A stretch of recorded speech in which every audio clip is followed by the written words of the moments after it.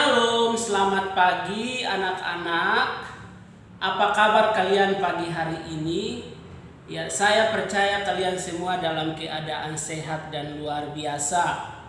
Puji Tuhan, kita akan memulai pelajaran kita hari ini. Sebelumnya kita mau berdoa, mari kita berdoa. Tuhan Yesus, terima kasih untuk hari ini. Kami akan memulai pelajaran kami. Tuhan memimpin dan memberkati kami dari awal, pertengahan, sampai akhir. Dalam nama Tuhan Yesus kami berdoa. Amin. Ya anak-anak sekalian, semua bangkit berdiri. Dan sebelum kita mulai materi kita hari ini, kita akan bersama-sama menyanyikan lagu Indonesia Raya. Baik anak-anak, kita akan masuk dalam materi kita pada hari ini. Ya, saya berharap kalian masih ada sukacita, kalian masih ada semangat untuk kita memulai pelajaran kita di hari ini. Nah anak-anak, pada beberapa minggu yang lalu kita sudah belajar tentang gambar cerita. Ya, saya berharap kalian masih mengingat materi itu, di mana kita belajar tentang apa itu gambar cerita dan macam-macam gambar cerita itu sendiri. Nah, pada hari ini saya akan membahas satu saja dari macam-macam gambar cerita yang sudah kita pelajari pada beberapa minggu yang lalu. Oleh sebab itu, saya berharap kalian memperhatikan, kalian mengikuti, kalian menyimaknya baik-baik. Saya akan mengulang sedikit apa itu gambar cerita. Apa itu gambar cerita? Atau apa itu cerita bergambar? Ya, apa itu cerita bergambar? Cerita bergambar atau seringkali disebut dengan sebutan komik merupakan suatu bentuk seni yang menggunakan gambar-gambar tidak bergerak dan disusun sedemikian rupa sehingga membentuk jalinan cerita.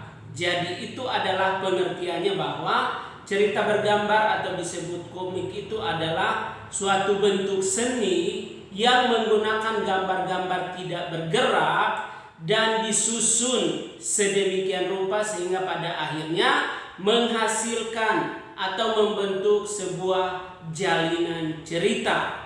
Itu adalah pengertian secara singkat tentang cerita bergambar. Nah, biasanya cerita bergambar ini akan dicetak di atas kertas dengan dilengkapi teks. Jadi selain ada gambarnya yang unik dan menarik, akan disertai dengan teks-teks percakapan di dalamnya. Nah anak-anak, hari ini kita mau memperhatikan secara singkat apa itu fungsi atau manfaat dari cerita bergambar. Fungsi atau manfaat dari cerita bergambar. Kita mau memperhatikan satu persatu. Fungsi atau manfaat yang pertama itu adalah memperjelas cerita. Jadi cerita bergambar atau cerita yang ada gambarnya, fungsi yang pertama memperjelas isi dari cerita itu. Jadi kita berkata-kata membaca kata-katanya, tetapi ada gambar yang memperjelas isi dari cerita tersebut. Lalu yang kedua adalah dapat menarik perhatian orang yang membacanya. Gambar yang menarik akan membuat orang tertarik sehingga orang akan penasaran untuk mau membaca cerita tersebut. Jadi dapat menarik perhatian orang yang membacanya. Lalu yang ketiga adalah sebagai sarana untuk mengungkapkan pengalaman suatu kejadian yang diekspresikan dalam sebuah gambar. Jadi dipakai sebagai sarana yang digunakan untuk pengalaman tentang suatu peristiwa atau suatu kejadian yang terjadi. Dan di dalamnya gambar itu tentu berekspresi atau diekspresikan dalam sebuah gambar. Jadi misalnya orang jatuh, ya gambarnya orang jatuh dengan ekspresi yang mungkin sakit dan sebagainya. Atau orang sedang bersukacita, ya gambar yang dibuatnya itu ekspresi yang penuh dengan sukacita sehingga orang akan suka. Lalu yang keempat keempat adalah memberikan gambaran singkat isi tulisan atau cerita yang disampaikan. Jadi gambar-gambar itu menyampaikan atau memberikan gambaran secara singkat tentang isi keseluruhan dari cerita tersebut. Lalu yang terakhir atau yang kelima itu adalah sebagai nilai keindahan dalam perwajahan. Jadi gambar itu sebagai nilai yang membuat cerita tersebut indah, membuat orang suka, membuat orang tertarik. Jadi makanya gambar-gambarnya dibuat sedemikian rupa, seunik mungkin, semenarik mungkin. Nah, itu adalah fungsi dan manfaat dari cerita bergambar. Ya anak-anak, selanjutnya adalah kita memperhatikan ciri atau karakteristik cerita bergambar atau komik. Ciri atau karakteristik dari cerita bergambar atau komik itu ada 4. Yang pertama, berisi cerita singkat bergambar yang disertai percakapan antar tokohnya. Jadi cerita ada gambarnya, ada juga percakapan antara tokoh yang berperan di dalamnya. Lalu yang kedua, bahasa yang digunakan dalam komik biasanya adalah bahasa percakapan sehari-hari.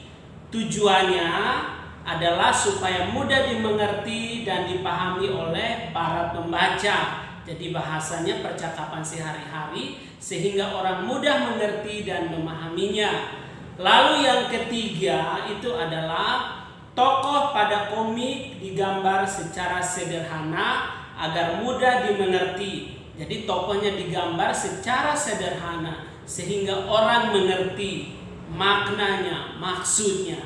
Lalu yang keempat adalah komik membahas tema-tema tertentu. Contohnya ada komedi, pendidikan, kepahlawanan, persahabatan, dan lain-lain. Nah, ini adalah ciri atau karakteristik dari cerita bergambar atau komik. Ketika kalian nanti membuat komik, harus memperhatikan juga ciri atau karakteristiknya. Nah, dalam membuat komik jangan lupa tokohnya bisa lebih dari 1 orang, bisa 2 orang, 3 orang, ataupun 4 orang. Nah anak-anak, inilah penjelasan singkat dari saya. Dan tugas bagi kalian adalah hari ini kalian diberi tugas untuk membuat cerita bergambar atau komik. Nah, kalian buat komik, temanya adalah menjaga kesehatan organ pernapasan. Pemeran dalam komik kalian itu adalah anggota atau murid-murid kelas 5 SD Gracia. Saya sudah bagi dalam 2 kelompok. Kalian bisa membuatnya dengan percakapan dengan anggota di dalam kelompok kalian. Tidak perlu kalian harus diskusi, kalian harus menghubungi atau menelpon temannya, tapi kalian bisa membuat cerita sendiri. Ini tugas masing-masing, tapi pemerannya ada 4 tokoh di dalam kelompok kalian masing-masing dan dibuat di kertas HVS. Jadi kerjakan dengan baik dan jangan lupa dikumpulkan kepada saya. Oke, selamat mengerjakan tugasnya. Tuhan Yesus memberkati.